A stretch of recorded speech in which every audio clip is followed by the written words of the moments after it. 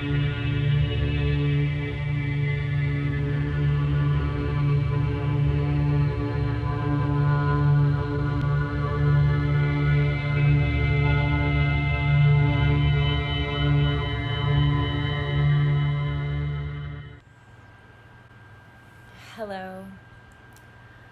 Welcome to the collision course with the cosmic flesh.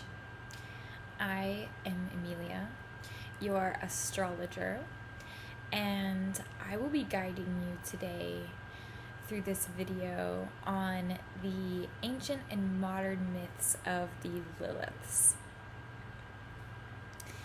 In modern astrology, we are hearing a lot of talk about these Liliths. And in this video, I'm hoping to dispel a few of these modern myths that surround this elusive, alluring, and seductive entity that is Lilith. In this video, I would really like to touch on my interpretation, which is just my own take on Lilith that comes from an interest in reading the works of Delphine Jay. Her book, Interpreting Lilith, is exclusively about the Dark Moon Lilith. And that is my main interest. That's the Lilith point that I use in astrology charts the most. And I've become pretty obsessed with using it. But in this video, I will be discussing both the Black Moon Lilith and the Dark Moon Lilith. The first Lilith point that I would like to dispel is the Black Moon Lilith. And the Black Moon Lilith is H21 when you look at the chart in astrology. This point is simply the apogee of the moon's elliptical orbit around the Earth. And this simply means that it is the furthest point, distance-wise, that the moon could possibly travel away from the Earth. The furthest point. And so its opposite is the perigee of the moon's elliptical orbit. So that's the closest point that the moon could possibly be distance-wise to Earth. So when there's a supermoon, it means that the moon is closer to the perigee. It appears bigger because it's closer to Earth. And that point is represented if you look up H22 in astrology, it will bring you to Priapus. That is the mythological symbol of the perigee of the moon. So it's the closest point in the moon's elliptical axis to the Earth. And so Lilith, one of the Liliths, is in this relationship. Both of these myths, the myth of Lilith and the myth of Priapus, are two sides to the same coin. In the myth of Priapus was cursed by the gods to have a eternally erect phallus, and he could never consummate his lust. Every time he tried, it was thwarted in some way, and his ultimate desire to consummate his lust was denied. It's very on this flip side to Lilith myth, where Lilith wanted to consummate her lust with Adam, and in her displaying her desires to be the one on top, Adam denied her, and so her desires were thwarted to consummate her lust. So these stories are two sides of a coin, masculine and feminine denial for consummation of some kind. And a lot of our modern interpretation of Liliths have these sexual connotations to them because of the stories talking about the consummation of lust being denied. The consummation of lust is not exclusive to a sexual attained desire. In fact, when we open it to a bigger, more multifaceted interpretation, we get down to the denial of satisfaction in general. It's no longer about simple lust. It's about deconstructing what lust is. And it becomes more about those core true denials to our core happiness. Lust is one of the cardinal sins. Lust, like every other sin, comes from the same disorientation of our own desire.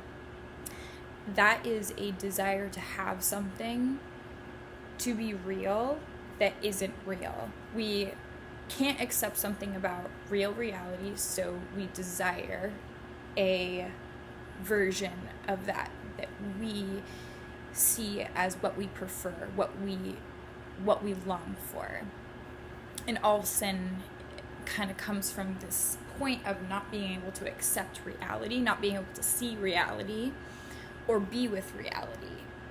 So lust is a version of that, because when it says in the Bible to look at a woman with lust is to only see her as an object which you desire, and therefore you can't see who she really is. You, in your desire, you blind yourself to that person actually being a real person like you. You objectify them completely and make them into what you desire, because that's what you see and what you seek. Lilith is about lust, but it's about a deeper, more philosophical meaning of lust. One where we are blinded by what we see, blinded by our desire to have or to possess something or change something about reality for which we can't accept. It really comes from a sense of lack, not having what you want and then seeking it outside of yourself for these personal ego-driven desires. It's not a sin per se to want to go after something that you see, but when you make that this ultimate thing, this ultimate, your ultimate happiness, your ultimate desire, you are setting yourself up to be denied, to not be fulfilled by those things.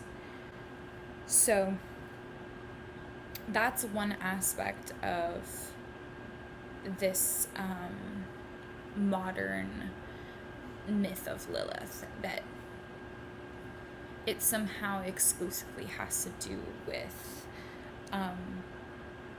sex, but it's actually a wider thing that more has to do with our sin, which is really just to say our corrupted desires.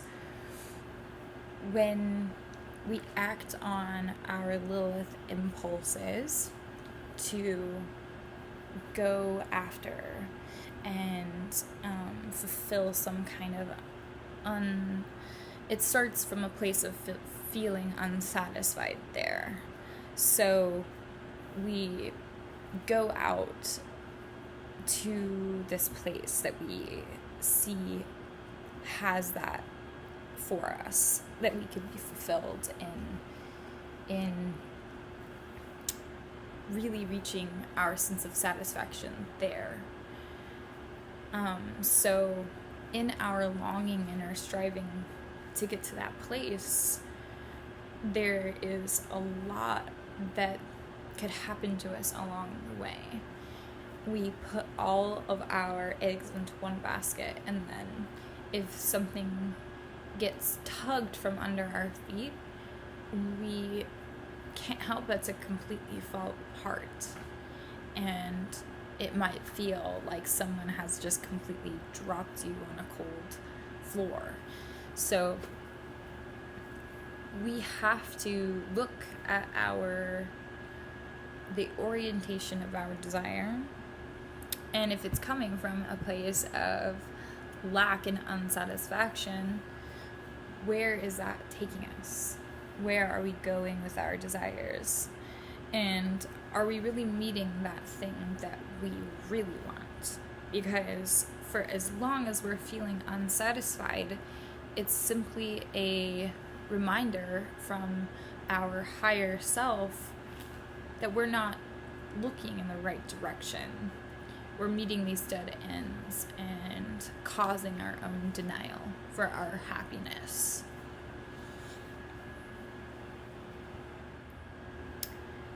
When we're talking about the perigee and the apogee of the moon, we are talking about these points where we feel closest and furthest from what we desire.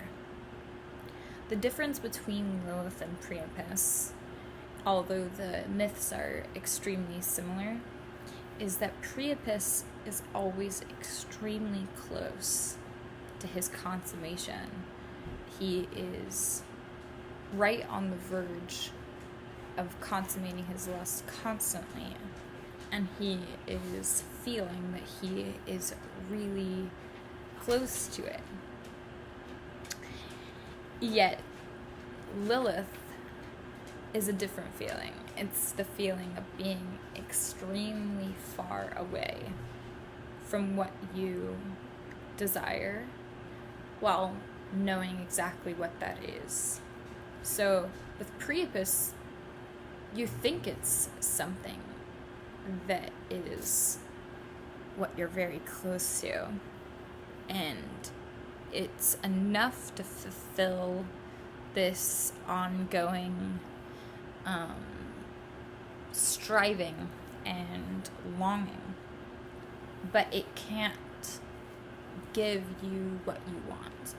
So it might be a place where you're extremely lost in something, believing that that something is what would give you relief.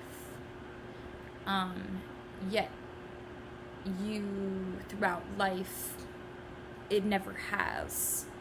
It's this kind of edging point where life never seems to actually bring you to that place, but you kind of do play this game with edging with it. You really prop it up for being what it isn't. Something that is a reliable thing to get satisfaction out of, to truly consummate your desire. Lilith it's different but the same. It's where you had in the past this complete denial of it. It was in your face. You were told somehow through what happened to you that you were not allowed to have what you wanted. And so you turn away, and in this kind of contemplation of your desire, of your denial, you create a complex for yourself that what you desire is always held away. There is nothing in that immediate place to show you that it's there. So the denial is ongoing and ongoing. And it's failing to recognize how to reach that satisfaction in the moment. So this is the setup dynamic of the Black Moon Lilith. So this is an aspect of Lilith's denial always being held away from the very thing that we wish to bring us a fulfilling sense of satisfaction, to consummate our lust. I want to really push this idea about how Priapus is about masculine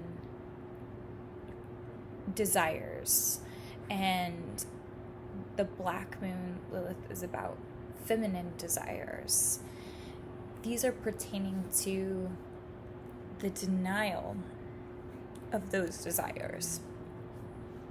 Both of them, if you really wanted to look at the kinds of complexes surrounding the orientation for desire, I would look at Priapus for males' charts and the Black Moon Lilith for females' charts.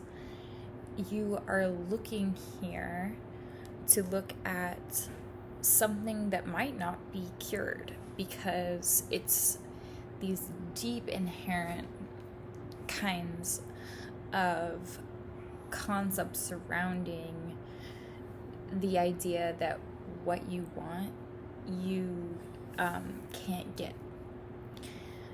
Women and men do this entirely differently. How you're denied is different between women and men. Both myths here are these horrible things that happen to these characters that represent the perigee, and the apogee of the moon. Why? I wonder this very question. Why are these myths centralized around both of these mythological characters being denied in their consummation of their lust? The way that they handle that is totally different because of their orientation, their conditioning of being masculine or feminine.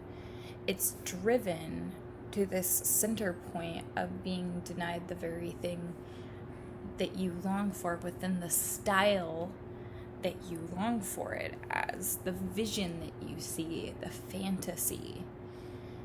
For Priapus, he was cursed to always have an erection for his entire life, and he could never have an orgasm. He was, every time he tried to essentially rape someone because of this curse, he was thwarted in this horrible way and cursed for it. Like, just had all of these terrible things happen as a result of every single time trying to finally release yourself of this great built up tension. He probably only continued to be miserable and tried to rape people, because that's this ultra extreme of the masculine side of desire orientation when it comes to sexuality, but it's more ingrained into the actual dynamics of all of life. What a man wants, him being denied, has these consequences of violence in that pursuit of what they want. Lilith's story is the female version of what happens when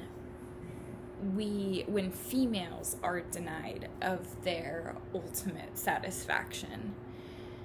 Lilith was cursed almost in the same way through this treatment of being inadequate. There was a complete desire that Lilith had for total equality. Women and men both have the ability to complete their satisfaction in an orgasm. The way that they do that is the same, essentially, and that represents both of these equal rights. It is our inherent ability and right that we are able to consummate some ultimate desire and merge with what fulfills us ultimately, our ultimate satisfaction in that moment. And so both denials create extreme consequences. For Lilith, she was put into existence, created equal as Adam, and when it came down to discussing who had the higher right to control the way that would happen, Lilith said, oh, the only way that I can consummate my lust is if I am the one that is on top of you. So you have to surrender to my ultimate desire. And he refused her and denied her, and she felt ultimately wronged. It was this ultimate, this ultimate captivity and crystallization into an inadequate, unequal being. And so she refused to live in that reality. She spoke the secret magic name of God, and then she disappeared and turned into a dust cloud. She no longer wanted to have anything to do with it. but it's describing from the female point of view what denial looks and feels like. If there's this deep intrinsic need to be seen as an equal and be given your equal right to get what you want too. And it's a fairness kind of thing. And women are made to feel that the whole world just doesn't really work that way for you. It's very much on the flip side of things, that it's always taken care of in some way or another for the opposite sex. But for us, it's this always feeling, this constant feeling of being denied in what our fantasy is. I would like to bridge these two different sides of Lilith, the Black Moon and the Dark Moon. So far, I've been going on about the Black Moon being the apogee of the moon's elliptical orbit, and telling this tale about Lilith's denial, talking about the differences between masculine and feminine consequence of the denial of their desires. Once Lilith turned into the dust cloud, this gave consequence to not only exclusively the feminine, but the whole world. When she became a dust cloud, something changed about our human conditioning. What I mean by that is that once she chose not to live in this realm, she became a non-human entity. She became a part of our human nature. The part of our human nature which has extreme consequences. The parts of our human nature which can totally corrupt our happiness. The parts of us, the disorientation, the thing which throws off our direction towards our happiness. The Dark Moon Lilith is a dark, non-reflective dust cloud of a cosmic body which shares the elliptical orbit with our moon. It's believed to be the second satellite, the non-reflective sister of our moon.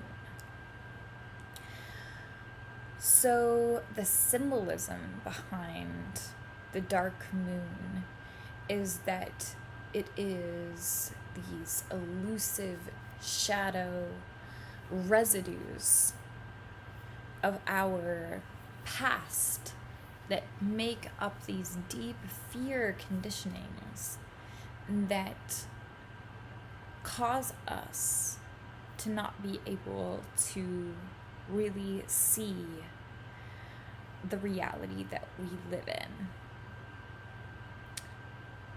If you can imagine a dust cloud, a formed haze that surrounds the clarity of a judgment that you can make about your own happiness. Whatever Lilith experienced is still living today within our corrupted nature. When we act accordingly to the nature of our corrupted habits, we are acting on our Lilith. And these ways of going about our lives only leads us to further denial consequences, further pulling away from ourselves and the desire, the object of our desire. We will always feel separate from what we ultimately want, our truest love, happiness, and peace. Lilith is responsible for this in our very nature and being. Lilith became an interest of mine when I discovered that the Dark Moon Lilith in my chart was conjunct to Chiron in Virgo. And a lot of what I have to say when it comes to what my wisdom is, that is through Chiron, what I can serve, which is Virgo and my 6th house, has a lot to do with the principles of Lilith.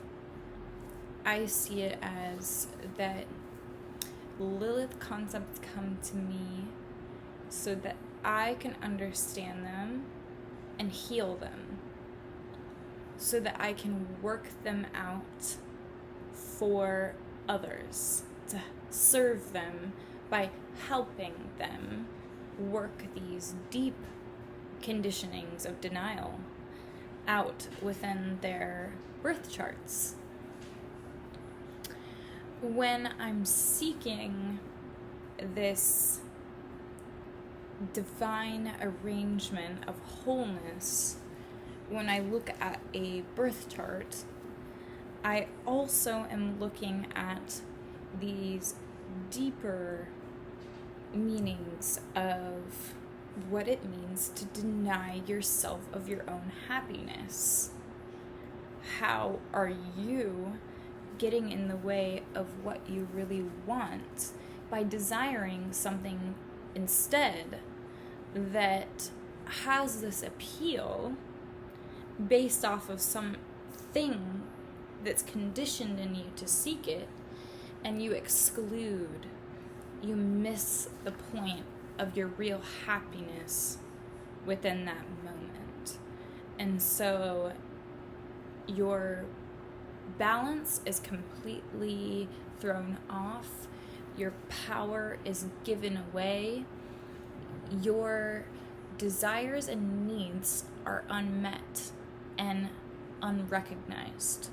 The potential lays completely untapped. And it has to do with not understanding your own desire orientation, where your desires are coming from, why you want what you want. These kinds of self-inquiries have to come really early on if we really want to open up the entire spectrum of what we're capable of. There is so much more potential than what we are exclusively, dynamically pursuing within a very narrow-minded range. The desires of Lilith are personal and ego-driven, and when they are ego-driven, they lead to essentially the denial of those desires.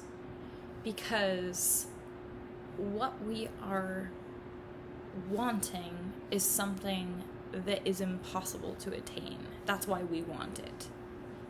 That's the dynamic of Lilith. A lot of the time, we want it because we don't have it.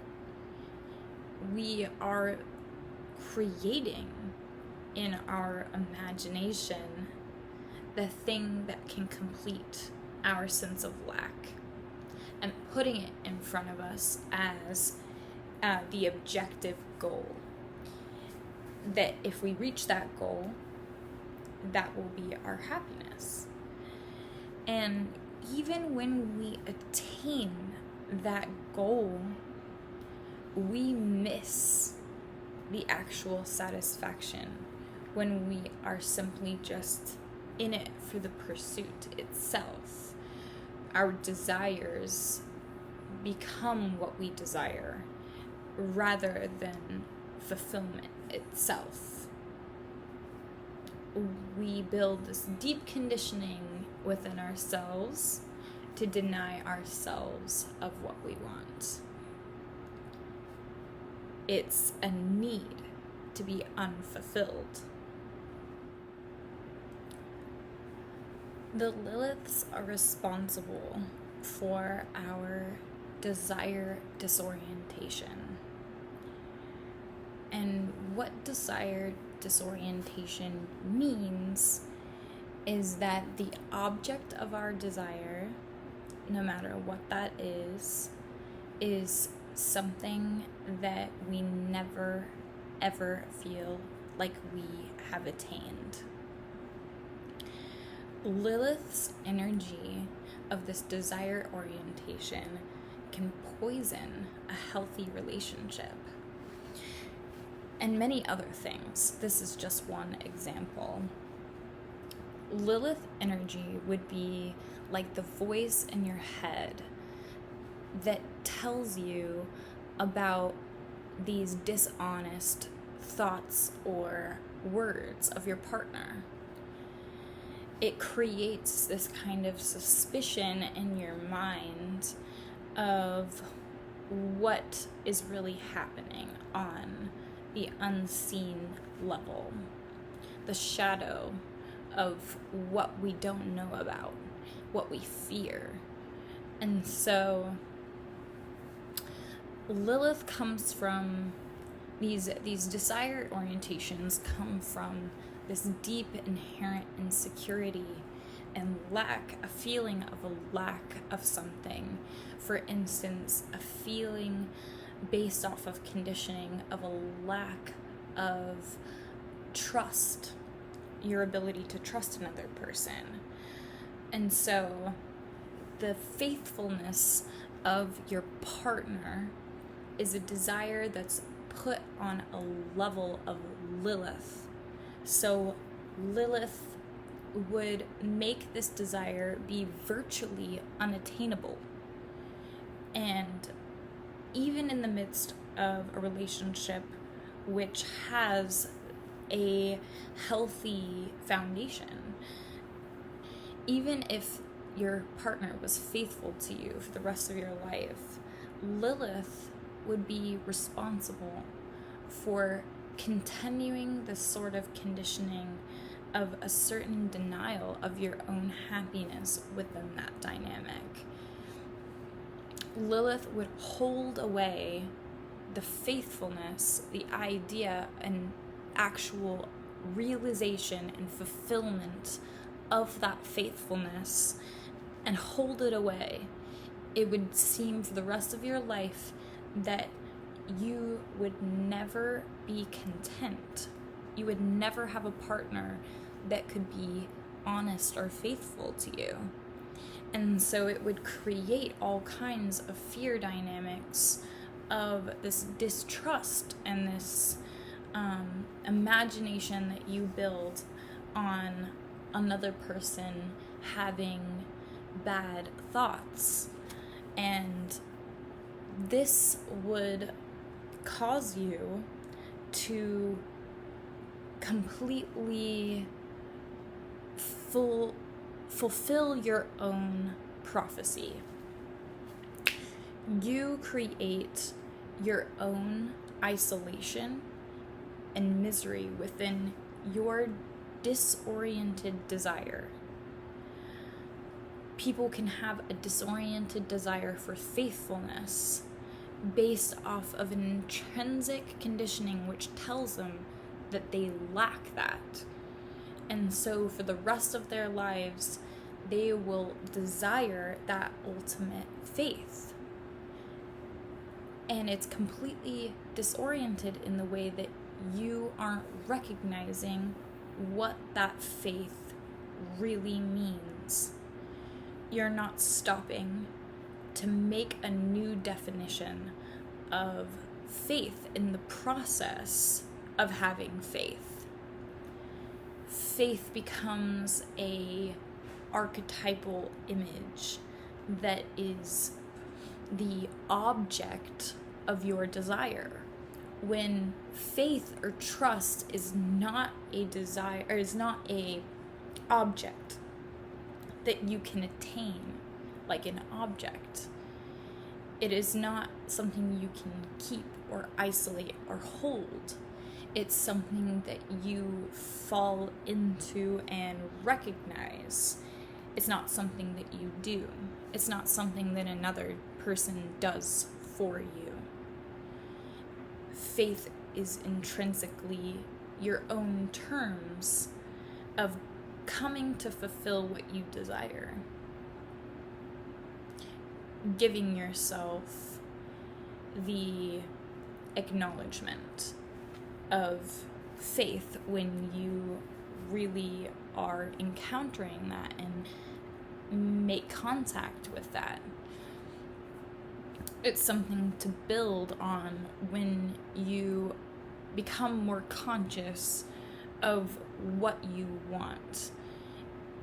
If you really want a healthy relationship, then you have to look at what Lilith represents, your own desire orientation for happiness within a relationship. Examine what that really is. Examine your conditionings which tell you that you will never be happy. If you are holding happiness away from you, even if happiness presents itself in the moment, you will be the one that turns it down and rejects it and denies it for yourself out of intrinsic happiness for your attachment to this sense of lack. Your inability to be with your reality is the cause of your suffering. It's the cause of unfaithfulness in your partner. The influence of Lilith goes beyond astrology and starts to reach into our deep psyche, the deep fear conditionings of denial and dissatisfaction. I can only recreate this Lilith influence by giving you a dream metaphor. And this is really fitting, actually, for explaining Lilith's other legendary form that she takes on. And this is the owl woman, the night bird.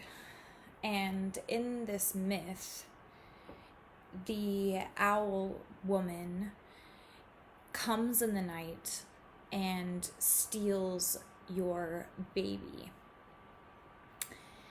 And this baby represents our happiness. It's the dreams that we fear, that the nightmares that we have, that something that we are extremely attached to is taken from us. And Lilith brings these night terrors by taking away or killing that happiness. These dreams should not be feared. They are a message from your higher self trying to get you to look at your own conditionings for your happiness. We have to ask ourselves these questions. What is this baby that Lilith is stealing or killing in your dream? When we go to this symbol, we find that it's no different than the very common night terrors that we have about the worst case scenarios. These are dreams where what we are very close to and attached to, such as a partner, such as a friend, in the nightmares, they are showing up in our dreams, and this is the antithesis of our desires. This is the opposite of what we see as our happiness. For instance, in a good dream, our partners reflect our desires by showing up and caring and giving this attention to us and showing what they desire us. But in these kinds of nightmares, they would be talking about another person. They would be describing their desires for something that completely excludes you. And all the while disregarding your desires and your fantasies for happiness. So in them, they're showing up to you to get you to recognize that you are basing your happiness on the faithfulness of your partner. These dreams can show up in other ways. People have described to me dreams about their best friend, where their friend in the dream is saying, I don't want to see you, I don't want to hang out with you, I've never liked you in the first place. And they wake up from these dreams feeling extremely relieved. There's other people who I know who have had a drug addiction in the past, and they continue to have dreams where they are unable to get high. They are around the drug, they have it in their hands, but it is impossible for them to attain the high that they desire. And so again, it's a message from a higher place getting you to look at the conditions to your happiness. If you relied your happiness on a high, then you would be subjected to a world of hurt and suffering that's being reflected in this nightmare. You would feel like you are never happy. You are never fulfilled. Because this thing that you're attached to, that's showing up, that's represented by this baby, is something that isn't fully secure. if we rely on it fully to give us our sense of happiness, then it can be taken from us. It can be denied.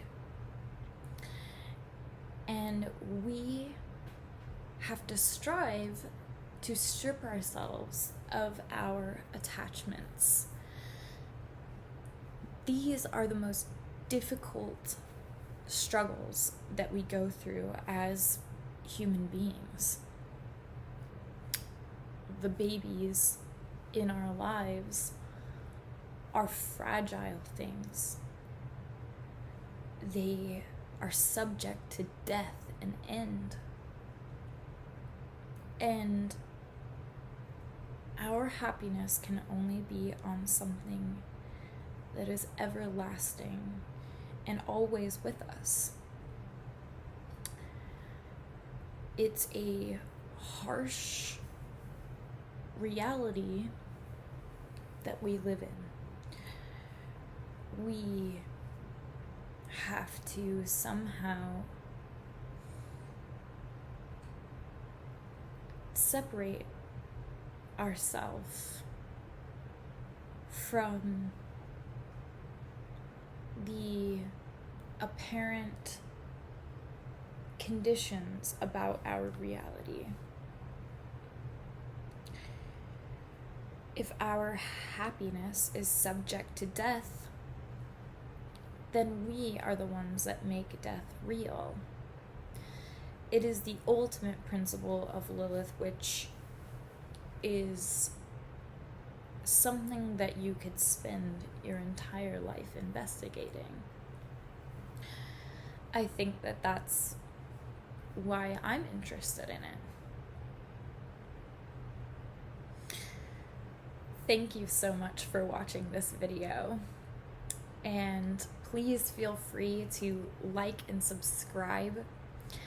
I would love to hear anyone's thoughts about their own interpretation of Lilith. What did you have in mind before you watched this video? I would love to hear your thoughts and any questions that you have about your own Lilith in your chart. You can reach me through my website at www.thecosmicflesh.com and inquire specifically about Lilith, and I can give you an in-depth reading about what your specific desired disorientations are in your chart and the ways that you can really start to fulfill your own desires in your life. Thank you so much. Bye.